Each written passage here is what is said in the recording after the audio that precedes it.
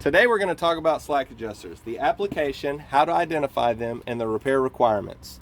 Slack adjusters adjust for the wear of brake components such as brake shoes and brake drums. Automatic slack adjusters should never have to be adjusted. Manual slack adjusters should only need to be adjusted during FMCSA and are required to be adjusted during the FMCSA annually.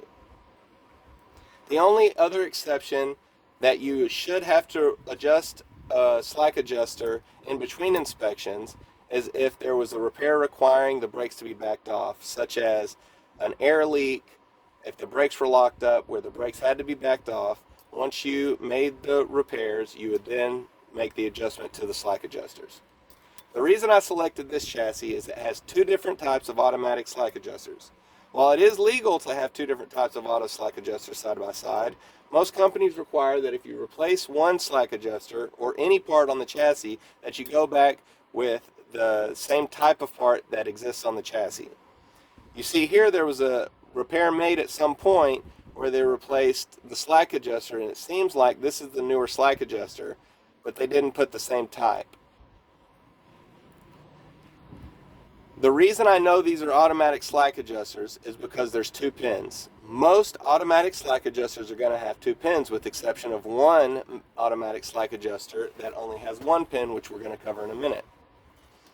To make an adjustment on a slack adjuster, you're going to release the brakes, tighten the nut down all the way, and then back it off a half a turn. That's going to give you about 1.25 inches to 1.5 inches brake stroke. On this slack adjuster, this is the locking mechanism. To make the adjustment, you have to pop this plunger out, tighten it down, and then make your adjustment with the nut. On this slack adjuster, the locking mechanism is built inside. So when you tighten this nut down all the way, when you back it off, you're going to hear resistance or feel resistance, and you're going to hear clicking. If you don't feel resistance or hear clicking, then the locking mechanism is worn out on the slack adjuster and it should be replaced. To measure a slack adjuster, you measure between the center of the S-cam, there's a dimple, and the center of the main pin. When we measure this slack adjuster, it's a 6-inch slack adjuster. When we measure this slack adjuster, it's a 5.5-inch slack adjuster. Whoever made the repair, the previous repair, did not match the slack adjusters. This is something that would have to be addressed, as they have to be the same size slack adjuster side by side. Now we're going to talk about the other type of automatic slack adjuster that you typically see in this industry. This is the other type of automatic slack adjuster. Notice it only has one pin, but it has this adjustment mechanism on the side of the slack adjuster along with this linkage connected to this bracket. This is how this slack adjuster adjusts. Also notice that there's no retainer around the adjustment nut.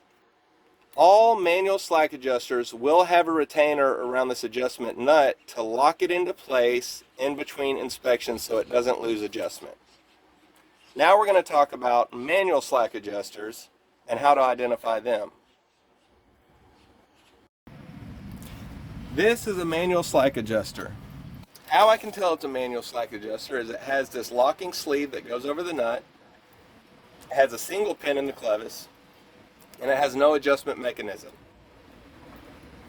To make the adjustment on this slack adjuster, you would have to push this sleeve back, make your adjustment, and then make sure that sleeve pops back out.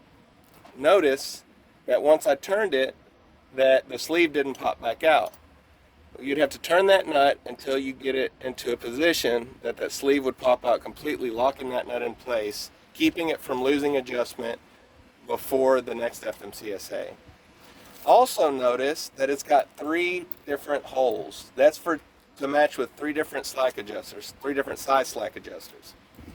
This is a universal manual slack adjuster and can be used alongside other manual slack adjusters that are 5-inch, 6-inch, and 7-inch. Also note that side by side they would have to be the same If it's a manual, it has to be a manual next to it. You can't have manual and auto slacks intermingled on the same axle. So automatic slack adjusters are required on any piece of equipment originally manufactured after 1994. So on this unit we see it was originally manufactured in 1957 but remanufactured in 2003. This would technically be grandfathered in where it is legal for this unit to have manual slack adjusters. However, most companies, when you replace a slack adjuster, they go ahead and go back with automatic slack adjusters. Now we're going to talk about how to diagnose a slack adjuster. Manual slack adjusters typically don't need to be diagnosed and replaced unless they're physically broken. Automatic slack adjusters may need to be replaced after diagnosis depending on what you find. This is how you diagnose an automatic slack adjuster. We start by backing off the brake. I usually do a half a turn. I don't go too far, you have to cycle it forever. But you typically do a half a turn. So we'll go half turn. And then on this side,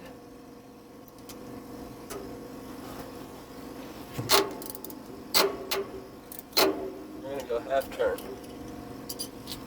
Now, we're going to mark the adjustment nut. We're going to go across and then mark it here. And then same here, we're going to go across and mark it here. This way, when we're cycling the brakes, it should automatically adjust and get it down below the required specification of that brake chamber. So now we apply the brakes and release the brakes. If you look closely, you'll see on that nut, on both of them, as you release and apply the brakes, that nut will turn.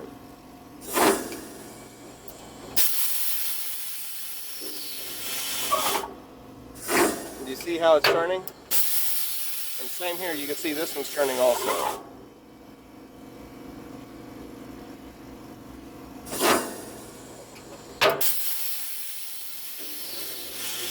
So we'll keep cycling the brakes until that nut stops turning. Once that nut stops turning, we'll measure our brake stroke and verify that it's within specs.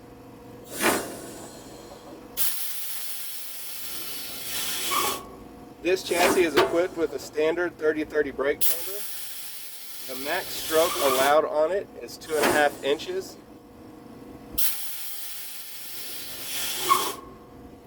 The DOT requirement is that it not be over 2 inches. On a long stroke brake chamber, the max stroke is 3 inches. The max allowed stroke for DOT is 2.5 inches. So with this being a standard 30-30, if it adjusts down under 2 inches, preferably 1 5/8 or so, then it's a legal slack adjuster and it's working properly.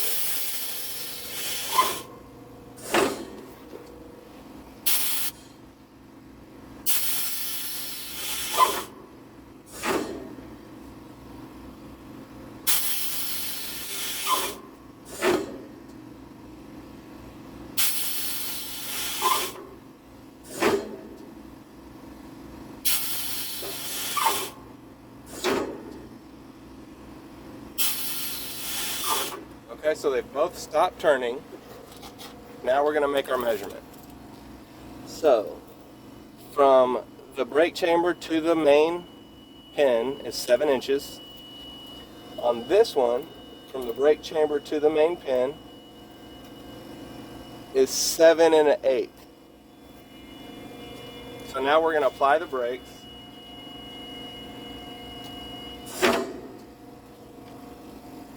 So 7 inches to 7 inches to 8 1/4, that's an 1 1/4 brake stroke.